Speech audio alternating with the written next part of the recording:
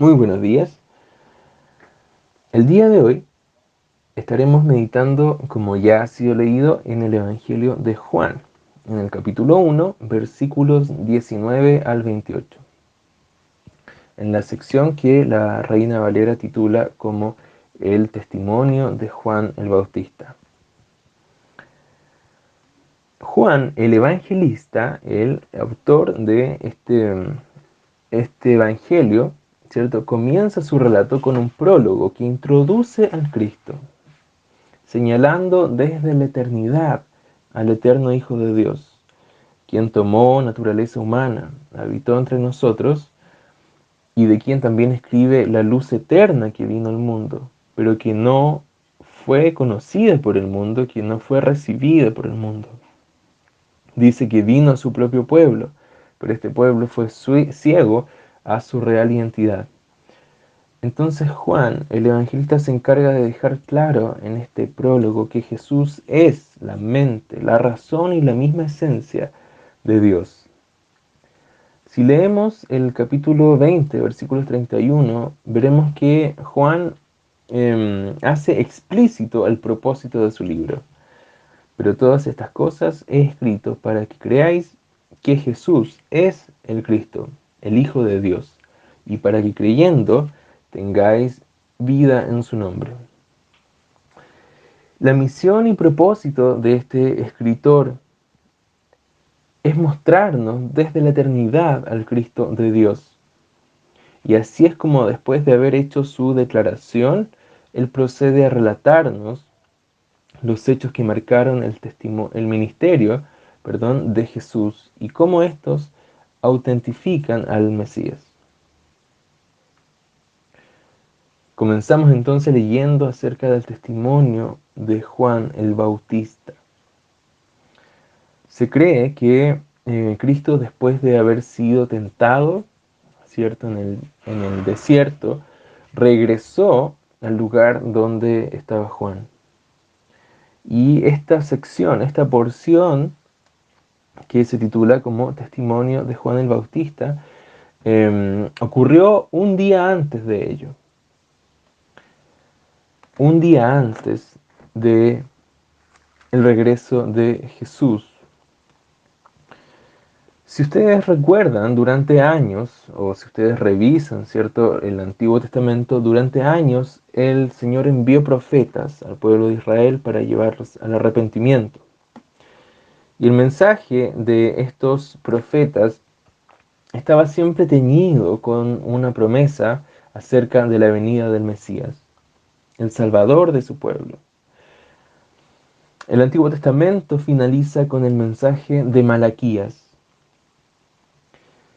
Y el mensaje es para aquellos que habían vuelto del cautiverio y se basaba en el tipo de adoración que ellos estaban ofreciendo a Dios.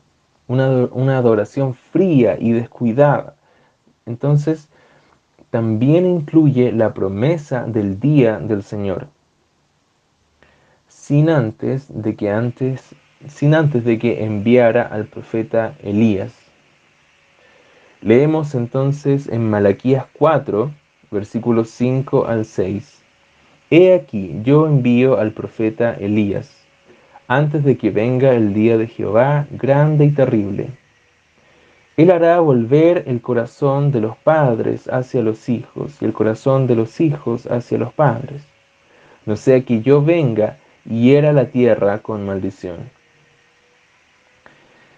Y después de estas palabras tenemos un periodo de 400 años sin que Dios enviara un profeta de Israel. Periodo donde el pueblo había pasado de un opresor a otro. Entonces, al llegar el turno de Roma, de pronto aparece en escena un hombre. Juan escribe del Bautista, un hombre enviado de Dios, el cual se llamaba Juan, que vino para dar testimonio de la luz, y deja claro, no era la luz, sino que él daría testimonio de la luz. Así entonces aparece Juan el Bautista en escena, en Betábara, se nos dice, al otro lado del Jordán. Este es el testimonio de Juan cuando los judíos enviaron de Jerusalén sacerdotes y levitas para que le preguntasen: ¿tú quién eres? Así comienza esta porción, en el versículo 19. El Sanedrín era un consejo del pueblo de Israel, era un tribunal que tenía su sede en Jerusalén. Y ellos tenían jurisdicción desde allí, desde Jerusalén, a toda Judea.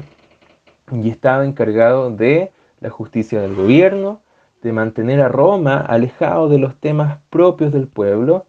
La idea era mantener a Roma lo menos posible metida en los asuntos de la nación, del pueblo.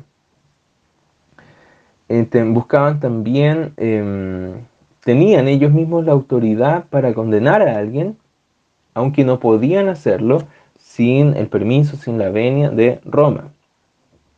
Tenían su propia compañía de alguaciles, podían ejercer arrestos y estaba compuesto por el sumo sacerdote, sacerdotes, escribas, ancianos de Israel, fariseos y saduceos. Entre los asuntos que ellos tenían como prioridad también era investigar sobre los falsos mesías, aglomeraciones de gente que pudieran causar alborotos y precisamente aglomeraciones de gente como las que estaba causando Juan el Bautista. Por eso es que se dice que detrás de esta comisión que vemos acá podría estar el Sanedrín.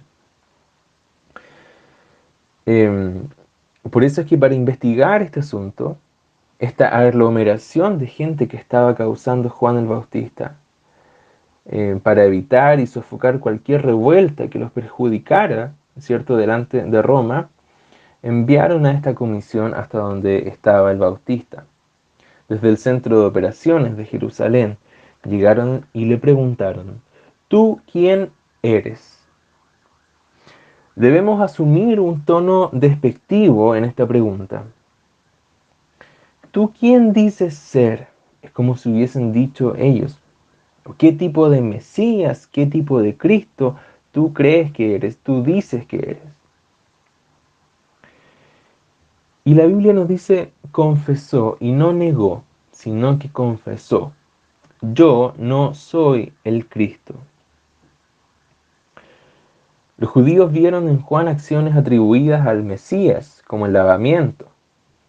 Pero él confesó, estuvo de acuerdo con los interrogadores: yo no soy el Cristo.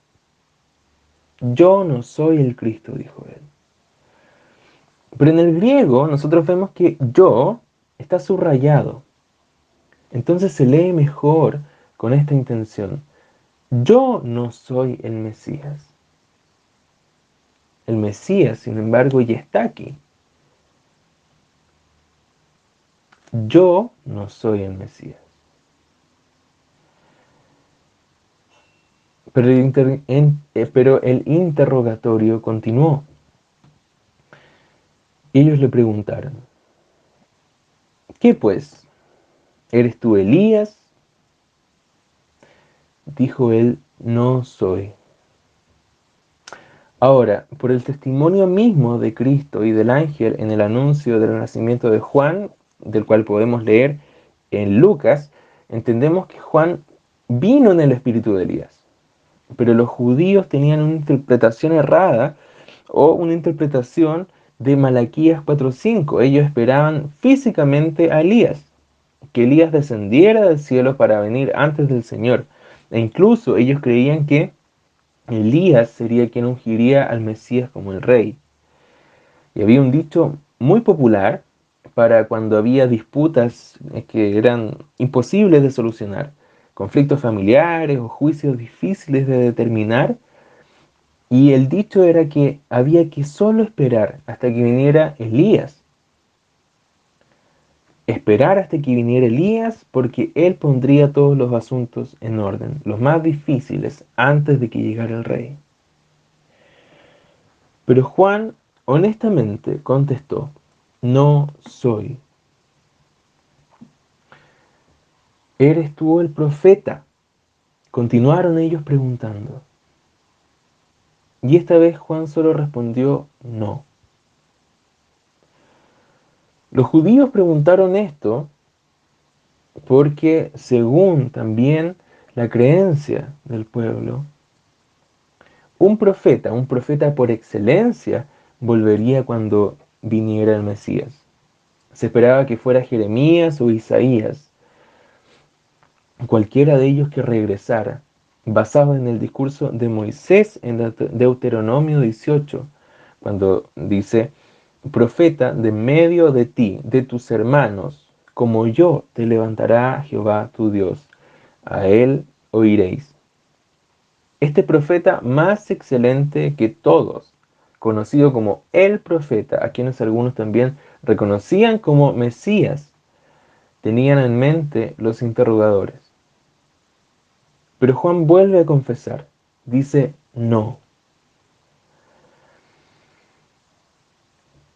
Entonces le dijeron: pues, ¿quién eres? Para que demos respuesta a los que nos enviaron.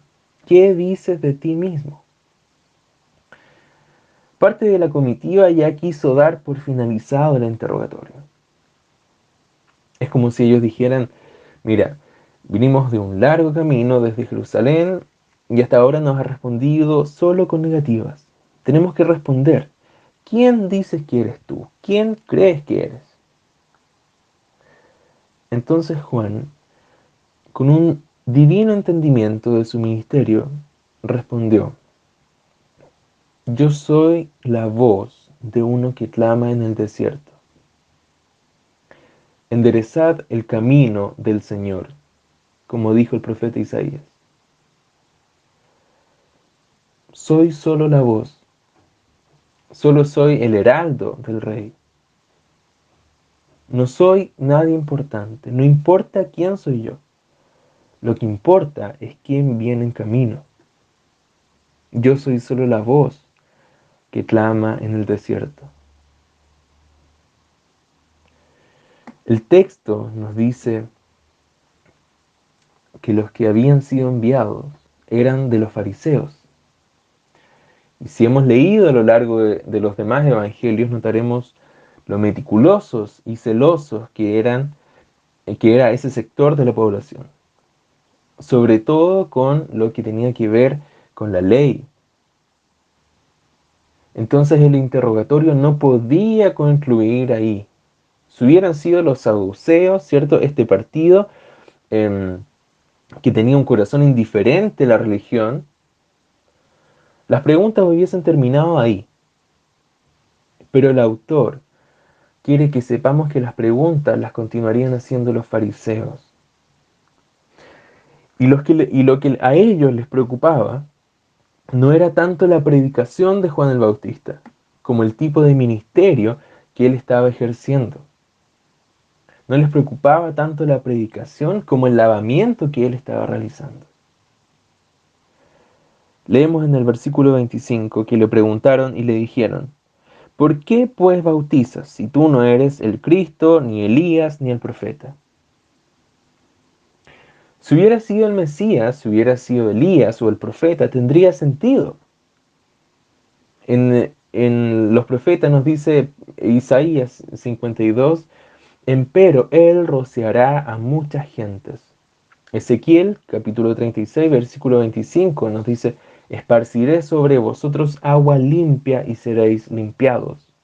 Zacarías capítulo 13 versículo 1: en aquel tiempo habrá un manantial abierto para la casa de David y para los habitantes de Jerusalén, para la purificación del pecado y de la inmundicia.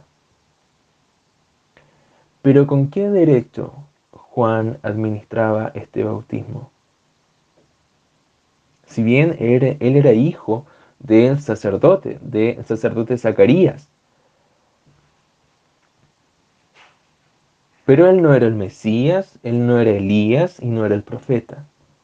¿Por qué? ¿Con qué derecho? ¿Qué credencial tenía Juan para administrar este bautismo? Y además, quizás lo más alarmante para el corazón de los fariseos era que este lavamiento, que este bautismo era para los prosélitos, para los gentiles, para aquellos que no pertenecían al pueblo de Israel, para los extranjeros que reconocían su pecado y se arrepentían y volvían a Dios. Pero el pueblo de Israel era el pueblo escogido. No necesitaban tal bautismo, no necesitaban esa limpieza. Eso realmente era escandaloso porque multitudes fueron a donde Juan. Gente del pueblo de Dios. Eso era lo realmente escandaloso, que hijos de Abraham fueran a limpiarse. Entonces Juan le responde y les dice, yo bautizo con agua. Mi bautismo, dijo Juan, es esa voz que clama en el desierto. Mi bautismo es la limpieza del camino.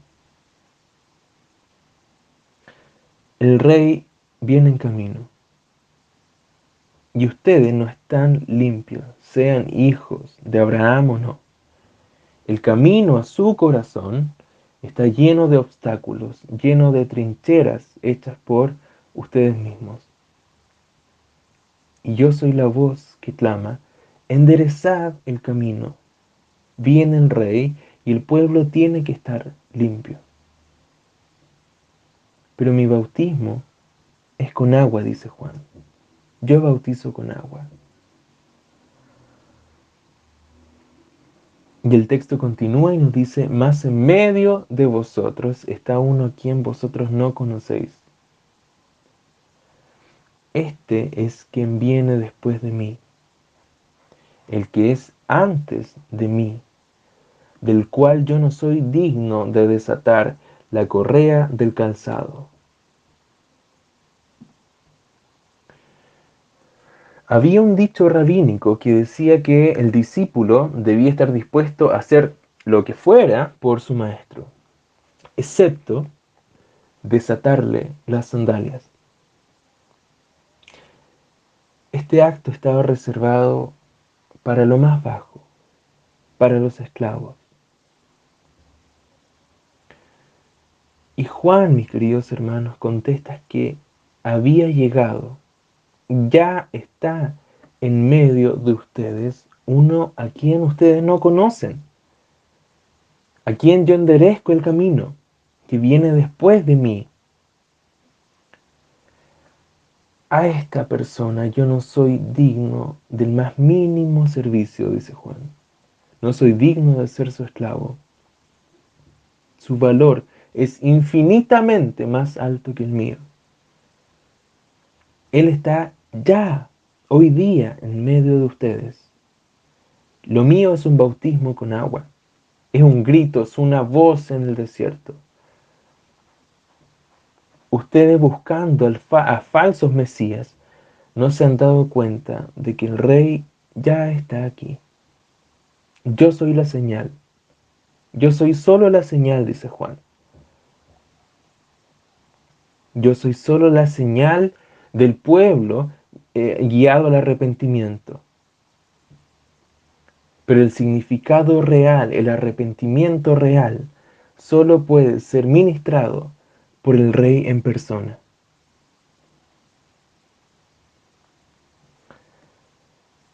Hermanos, hoy nosotros tenemos más que una voz en el desierto. El autor de Hebreo nos dice que Dios ha hablado muchas veces y de muchas maneras por los profetas, y ahora nos ha hablado por su Hijo. La voz en el desierto, el heraldo del rey anunciaba su venida. Enderezad el camino del Señor. Tengan esta imagen en su mente. Los caminos en ese entonces no tenían pavimento, por lo tanto tenían que ser emparejados para que pasaran los carros del rey. Juan llama a enderezar el camino al corazón, porque él no era lo importante, no importaba quién fuera Juan, ni quién él dijera que era. Lo importante era a quien él señalaba. El corazón del pueblo debía ser emparejado para el camino del rey. Yo soy solo una voz en el desierto, pero Dios mismo ya está aquí, dijo Juan. Nosotros tenemos más que una voz en el desierto que nos habla. Tenemos que examinar, por tanto, nuestro corazón, examinar nuestro camino, si es que está lleno de obstáculos puestos por nosotros mismos, de preocupaciones, de ídolos. O quizás, al contrario de Juan, puede que nuestro camino esté lleno de nosotros mismos. Vemos cómo Juan se disminuye a sí mismo, se hace nada a sí mismo para poder señalar a Cristo. Él podría haber estado lleno de sí mismo, lleno de su dignidad, de su ministerio. Algunos de sus discípulos, incluso años más tarde, enseñaron que él era un Mesías. Pero él solo señaló a Dios. Y más adelante, él mismo dice, es necesario que yo me achique, que yo mengüe para que él crezca. Él solo señaló a Cristo, al Rey, y confesó, yo soy solo una voz en el desierto. Examinemos nuestro camino. Que el Señor les bendiga.